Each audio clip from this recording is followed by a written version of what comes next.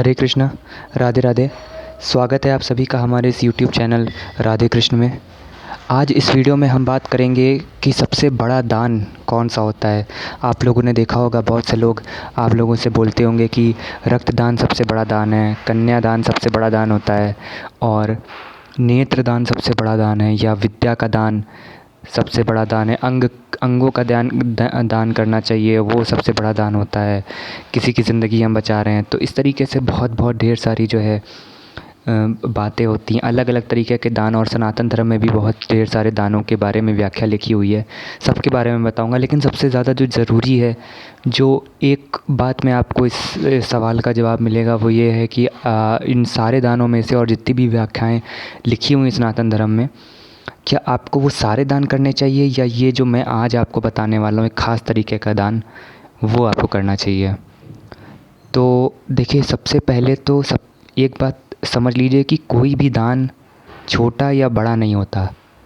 दान हमेशा ऐसे इंसान को करना चाहिए जिसको सच में ज़रूरत है उस चीज़ की। जैसे सपोज़ अगर मैं अपने तरीके से बताता हूँ आपको, तो जो हमारे साधु संत हैं, उनको मैंने बहुत ध्यान से सुना। उन लोगों ने भी इन सारी चर्चाओं पर, इन सारे विषयों पर चर्चा करी हुई है, अपनी कथाओं में बताते हैं। देवकीनंदन ठाकुर जी, मुरारी बापू जी महाराज बताते हैं कि यदि कोई व्यक्ति पैसा दान करता है, जैसे सपोज़ अगर मान लीजिए मैंने किसी को पैसे दिए, तो इस बात की क्या गारंटी है कि वो इंसान सच में उसका सकारात्मक उपयोग करेगा।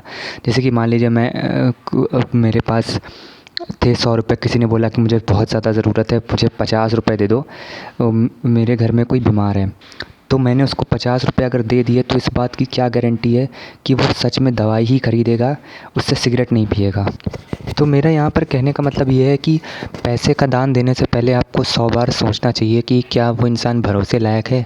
अभी मान लीजिए सपोज़ अगर मान लीजिए किसी ने बोला कि मेरे बेटे की फ़ीस नहीं जमा है, आपको दया आ गई आपके ऊपर। भाई, आपका इंटेंशन दूसरा है कि आप मदद करना चाहते हो किसी की, लेकिन जो सामने वाला है, जो पैसे मांग रहा है, उसका क्या तात्पर्य है पैसे मांगने का, वो आप नहीं जान सकते हो। आप बाहर से देख रहे हो कि वो आदमी रो रहा है, गिड़गिड़ा रहा है, लेकिन बहुत से लोग होते हैं ऐसे झूठ बोलते हैं, सरासर झूठ बोल देंगे। और जा कर के अभी मान लीजिए आपने पैसे दिए फ़ीस जमा करने के लिए, उसने बंदूक खरीदी, सामान लूटा किसी का, तो उससे जो पाप होगा वो आपको भी लगेगा, और अच्छा खासा मात्रा में पाप आपको मिलेगा, क्योंकि आपने ध्यान नहीं दिया और उसके कारण अनर्थ हुआ।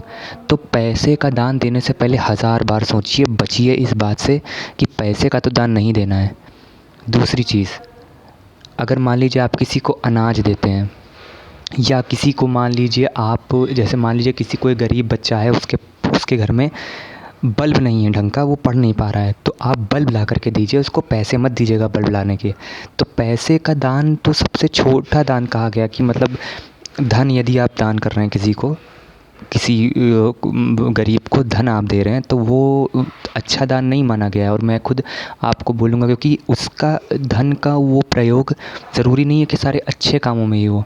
और आप अगर मान लीजिए किसी को अनाज देंगे, एक बोरी अनाज दिया मान लीजिए आपको, तो उसका ज़ाहिर सी बात है उसका अच्छा ही उपयोग होना है कि भाई आदमी ज़्यादा से ज़्यादा क्या करेगा, अनाज किसी को बेच देगा, उससे पैसा कमा लेगा, या मान लीजिए अपना खुद अनाज खाएगा, और आप इसी उद्देश्य दे रहे हैं कि वो अनाज खा ले, उसके पास है नहीं। तो देखिए, इतना तो चलता है, क्योंकि आप कभी भी किसी के घर के अंदर जा कर के नहीं चेक करेंगे बार बार कि कोई कैसा कर रहा है। वो ठीक है, वो उतना हो जाएगा, लेकिन पैसे का दान देने से पहले बचिए, क्योंकि पैसे से तो 110% यही संभावना है कि वो गलत ही इस्तेमाल कर सकता है आराम से, कोई इसमें प्रॉब्लम नहीं है। दूसरी चीज़, जैसे कि लोग बताते हैं कि विद्या का दान, कन्यादान, या नेत्रदान, रक्तदान, ये सारे तरीके के जो दान होते हैं, इस तरीके के जितने भी दान हैं जो मैंने अभी आपको बताए हैं, उनमें से जो कोई भी दान ऐसा नहीं है जो बड़ा या छोटा होता है। देखिए, एक बात ये हमेशा याद रखिएगा कि अगर मान लीजिए आपके घर में बेटी है कोई, या जैसे मान लीजिए आपकी बहन है तो आपके माता पिता बहुत ही किस्मत वाले हैं, इसलिए कहा जाता है कि घर में लड़कियों का होना बहुत ज़्यादा ज़रूरी है। क्योंकि देखिए उसकी शादी करेंगे तो कन्यादान किया जाता है। बहुत से लोग बताते हैं कि ये क्या बात होती है, कन्यादान तो बहुत ही ख़राब चीज़ हो गई, कन्या का दान किया जा रहा है, कन्या का कोई चीज़ है क्या, वो लड़कियों की कोई रक्षा नहीं करता, लड़कियों के बारे में कोई अच्छा नहीं सोचता, पिछड़ी सोच है, ये बेकार लोग हैं। इस तरीके के बहुत हज़ारों हिंदू धर्म को गाली देने वाले हज़ारों एक्टर और टीवी एक्ट्रेसेस आपको मिल जाएंगे जिन्हें 2 रुपये की समझ नहीं है। मूर्ख लोग हैं, तो इन मूर्खों की बातों पर आप ध्यान मत दिया करिए। आप अपने हिसाब से चलेंगे, जो आपके धर्म में बताया गया है आप उसके हिसाब से चलिए, उसको समझने की कोशिश करिए। मैं ये वीडियो इसीलिए बनाता हूँ क्योंकि इन बेवकूफ़ों के चक्कर में रह करके बहुत से लोग इस बात में विश्वास करने लगे हैं कि हाँ ये चीज़ गलत है। मैं आपको बताता हूँ ये चीज़ गलत नहीं है, आप बहुत ध्यान से सुनना। जो बेटी होती है वो बहुत ही किस्मत वालों के घर में जाती है। जब माँ बाप जो होते हैं उनके सारे पाप ख़त्म हो जाते हैं जब वो कन्यादान करते हैं। तो कन्यादान बहुत बड़ा दान कहा गया है। और ये जो होते हैं रक्तदान, नेत्रदान, इन सारे दानों में से जो कन्यादान का जो महत्व है वो बहुत ज़्यादा है। ये सारे दान भी अच्छे हैं, किसी को विद्या का दान देना, मुफ्त में पढ़ाना, किसी को रक्तदान दे देना, ये भी बहुत बड़ी चीज़ है। अन्न दान करना ये भी बहुत बड़ी चीज़ है। लेकिन ये समझ लीजिए कि जो कन्या होती है वो उसको देवी का स्वरूप माना गया है। तो आप पूरी साक्षात देवी को किसी और को दे रहे हैं। जो लोग बताते हैं ना कि बेटी हो गई है तो चली जाएगी दूसरे घर में, एक्चुअली वो दूसरे के घर में जाएगी तो आपके सारे सनीचर ख़त्म करके जाएगी। आपका सारा जो बैड लक है, आपका जो सारा दुख है, आपके जितने पाप हैं, जो माता पिता होते हैं जो बड़े किस्मत वाले होते हैं, जो इस तरीके का काम करते हैं कि उनको सौभाग्य मिलता है कन्यादान करने का। तो बहुत ही कम माँ बाप ऐसे होते हैं जिनको ऐसा सौभाग्य मिलता है। बहुत ही लकी हैं जो माँ बाप, भगवान करे सबके घर में एक एक बेटी ज़रूर हो। क्योंकि अगर बेटियाँ नहीं होंगी तो कोई भी इतनी आसानी से बड़े पापों से मुक्त नहीं हो पाएगा। तो कन्या का दान नहीं हो रहा है यहाँ पर इंसान अपना ही स्वार्थ पूरा कर रहा है। जो माता पिता हैं वो अपना ही स्वार्थ, कन्या कोई चीज़ थोड़ी, ये तो सभी जानते हैं। क्या माँ बाप अपनी बेटियों को प्यार से नहीं पालते? आज आप देखो लड़कों से ज़्यादा प्यार तो बेटियों को मिलता है उनके घर में।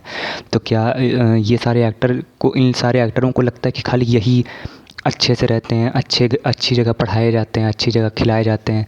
इन लोगों को ये लगता है कि बस सारा पैसा माँ बाप इन्हीं की परवरिश में फूँक रहे हैं, हम लोग तो सब बिल्कुल सड़क छाप हैं। ऐसे लोगों की बातों में बिल्कुल भी नहीं आइएगा। कन्यादान का कोई इंटेंशन लड़कियों की खरीदना बेचना नहीं होता है। कन्यादान तो सिर्फ एक प्रथा होती है जिसके कारण जो माँ बाप हैं वो जो बोझ होता है उनका वो ख़त्म कर दिया जाता है। उनके पाप जो हैं उनसे ख़त्म कर दिए जाते हैं। उनके पास एक अवसर, जो देवी माँ हैं जो कन्या के रूप में इस घर में आई हैं, वो उन्हें एक अवसर देती हैं कि तुम्हें अगर अब पाप ख़त्म करने का एक मौका मिला हुआ है। और ऐसा नहीं है कि खाली माँ ही बाप ऐसा कर सकते हैं, जो भी व्यक्ति कन्यादान करता है वो महान हो जाता है। तो एक तो ये मैंने आपको कन्यादान के बारे में बता दिया। अब जो सबसे ज़्यादा ज़रूरी बात है, जो एक लाइन में मैं आपको बताना चाहता हूँ कि आखिर सबसे बड़ा दान होता कौन सा है। तो अब मेरी बात को बहुत ध्यान से सुनना। जिस चीज़ की आपके पास शॉर्टेज है, आपके पास जेन्युइनली शॉर्टेज है, वो चीज़ की कमी है बहुत ज़्यादा, लेकिन उसके बावजूद आपको किसी के ऊपर दया आती है और आप उसमें से, उस चीज़ में से थोड़ा सा सामने वाले को देते हो क्योंकि उसके पास भी नहीं था। इस दान को सबसे सर्वोपरि दान कहा गया है।